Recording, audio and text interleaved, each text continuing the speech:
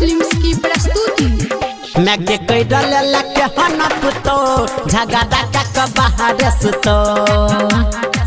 गे रोज खाइला मांगे चौमिन पलो झगड़ा का बाहर सुतो हमें के कई डले लके हनप तो झगड़ा का बाहर सुतो गे रोज खाइला मांगे चौमिन पलो झगड़ा का बाहर सुतो हमें के कई डले लके हनप तो झगड़ा का बाहर सुतो गे रोज खाइला मांगे चौमिन पलो झगड़ा का बाहर सुतो अजय दीवाना, कदम चौक मलमल। हेगे कहे छौ मारै ले साँझ भर झाड़ू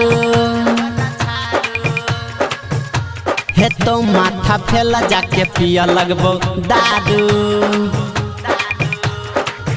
हेगे कहे छौ मारै ले साँझ भर झाड़ू हे तो माथा फेल जाके पिया लगबो दारू आबू नहीं सहबो घर में नहीं रहबो चल जेबो मैं हम कतो हमें के कई डले लके हनप तो झगड़ा का बाहर सुतो गे रोज खाइला मांगे चौमिन पलो झगड़ा